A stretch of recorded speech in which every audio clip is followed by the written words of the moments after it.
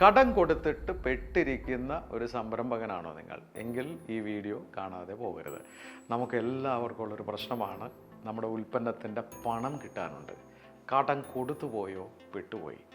സത്യത്തിൽ ലോകത്ത് 2 രാജ്യങ്ങളിൽ നടന്ന ഒരു വലിയ ഡീല് ഇന്നും ഒരു മിസ്റ്ററിയാണ്. നോർത്ത് കൊറിയ 1974 സ്വീഡന് വോൾവോ കാറ്, അതും 1-2 1000 കാറിന് ഓർഡർ കൊടുത്തത്രേ. ഈ 1000 കാറ് സ്വീഡൻ നോർത്ത് കൊറിയയ്ക്ക് ഡെലിവറി ചെയ്യുകയും ചെയ്തു. ആ പണം ഇന്ന് വരെ അവർ കൊടുത്തിട്ടുമില്ല. ലോകത്ത് നടന്ന ഏറ്റവും വലിയ കളവ് എന്ന് പറയേണ്ടി വരുമല്ലേ? ശരിയാണ്, നമ്മൾ ഈ കടം കൊടുത്തു പോയാൽ നമ്മളൊക്കെ പെട്ടുപോകും. ഇന്ന് കടം കൊടുത്തു പോയാൽ പണ്ട് പുലിയുടെ വാല് പിടിച്ച പോലെയെന്ന് പറയും. വേറൊന്നുമല്ല, ഈ പുലീനെ വിട്ട് കഴിഞ്ഞാൽ പുലി നമ്മളെ തിന്നും. എന്ന് വെച്ചാൽ ഇന്നിപ്പോൾ നമ്മൾ പ്രോഡക്റ്റ് സപ്ലൈ ചെയ്യാണ്ടിരുന്നു കഴിഞ്ഞാൽ പഴയ പണം കിട്ടില്ല. അപ്പോൾ അതുകൊണ്ട് കൊടുത്തുകൊണ്ടേയിരിക്കും. ഇതൊരു പ്രശ്നമാണ്. പണ്ടൊക്കെ ഈ ഗ്രാമങ്ങളിൽ നമ്മൾ പെട്ടിക്കടകളിൽ ചെല്ലുമ്പോൾ അവിടെ ഒരു ബോർഡ് നിങ്ങൾ വായിച്ചിട്ടുണ്ടോ? ഇന്ന് റൊക്കം നാളെ കടം, ഇന്ന് റൊക്കം നാളെ കടം. അതെ, കടം ഇല്ലായിരുന്നു എന്ന് തന്നെ പറയേണ്ടി വരും. അപ്പോൾ എന്താണ് നമ്മുടെ ബേസിക് പ്രശ്നം? ഞാൻ കണ്ടിട്ടുള്ള 95% സംരംഭകരും പൊളിഞ്ഞത് വേറെ കാരണങ്ങൾ കൊണ്ടായിരുന്നില്ല, കസ്റ്റമറുടെ കയ്യിൽ നിന്ന് പണം കിട്ടാത്തത് കൊണ്ടാണ്. അവർ പല കാരണങ്ങളും പറയാം.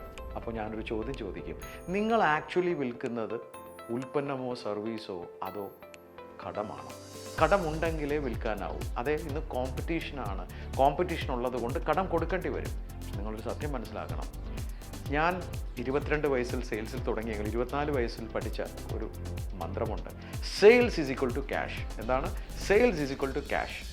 നമ്മളൊരു ഉൽപ്പന്നം വിറ്റ് അതിൻ്റെ പണം നമ്മുടെ പെട്ടിയിൽ അഥവാ ബാങ്കിൽ വന്ന് വീഴുമ്പോഴേ നമുക്കതിനെ സെയിലെന്ന് വിളിക്കാൻ പറ്റും. അല്ലെങ്കിൽ നമ്മുടെ കയ്യിൽ നിന്ന് ഉൽപ്പന്നം വെറുതെ കൊണ്ടുപോയി അവിടെ കൊടുത്ത പോലെ ആയി പോയില്ലേ? ഇന്ന് നമ്മൾ ചെയ്യേണ്ടത് എന്താണ്? നമ്മൾ കടം കൊടുക്കുന്നുണ്ടെങ്കിൽ നമ്മൾ ആദ്യം കൊടുക്കുന്നവരെ കുറിച്ച് നന്നായി പഠിച്ചിട്ട് വേണം. അവർ നമ്മളെ ചെക്ക് ചെയ്യുന്ന ഒരു രീതിയുണ്ട്. എന്താണ്? ആദ്യമൊക്കെ വൈകി തന്നതുകൊണ്ട് നമ്മളെ അവർ പരീക്ഷിക്കുകയാണ്. എന്താണ് ഈ പരീക്ഷണം? ഇവർക്ക് കുഴപ്പമുണ്ടോ ഇല്ലേ എന്നുള്ളത്. നമ്മൾ ആദ്യമൊക്കെ ഇത്തിരി വൈകി കിട്ടിയാലും ഓക്കെയാണ് എന്ന് മനസ്സിലാക്കിയാൽ അത് പിന്നീട് വൈകും, പിന്നീട് അത് തരാതെയാവും. കടം കൊടുത്താലേ വിൽക്കാൻ പറ്റൂ എന്നില്ല സുഹൃത്തെ. നമുക്ക് കടം കൊടുക്കുന്നതിൻ്റെ ഒരു മാനദണ്ഡം ഉണ്ടാക്കുക. കാരണം നമ്മൾ ക്യാഷ് ആൻഡ് ക്യാരി ആണെങ്കിൽ ഇത്ര മാർജിൻ കിട്ടും, ക്യാഷ് ആൻഡ് ക്യാരി ആണെങ്കിൽ ഇത്ര ബെനിഫിറ്റ് ആ കസ്റ്റമർക്കുണ്ട് എന്ന് പറയുന്നതാണ് നല്ലത്. നമ്മുടെ പ്രശ്നം പണം തന്ന് അത് വാങ്ങാൻ കെൽപ്പുള്ള ആൾക്കാരെ കണ്ടെത്താനാവുന്നില്ല. അതുതന്നെയാണ് ഞാൻ കടം കൊടുക്കണ്ട എന്നല്ല പറഞ്ഞത്. വിശ്വാസമുള്ളവർക്ക് കൊടുക്കുക. പതുക്കെ പതുക്കെ അത് കുറച്ച് കൊണ്ടുവരിക. നമുക്കൊരു പ്രൊപ്പോർഷൻ ഉണ്ടാവണം. ഒരു 60% ക്യാഷ് ആൻഡ് ക്യാരി, 40% കടം, എങ്കിൽ നമുക്കത് മാനേജ് ചെയ്ത് പോരും. പക്ഷേ ഇനി ഇത് പണം കിട്ടണമെങ്കിൽ വേറെ ഒരു മാർഗ്ഗവും ഇല്ല. Follow up is the key. നമ്മൾ കൊടുത്തുപോയ പണം തിരിച്ചു കിട്ടണമെങ്കിൽ അതുപോലെയുള്ള ഫോളോ അപ്പ് നമ്മുടെ ഭാഗത്തു നിന്നുണ്ടാവണം. നിരന്തരമായി 1 രൂപ പോലും നമ്മുടെ സംരംഭത്തിന് നഷ്ടം വരരുത് എന്ന ആഗ്രഹമുണ്ടെങ്കിലേ ആ പണം നമുക്ക് തിരിച്ചു പിടിക്കാനാവും. അതുപോലുള്ള പ്രയത്നം നിങ്ങളുടെ ഭാഗത്തുനിന്നുണ്ടാവട്ടെ.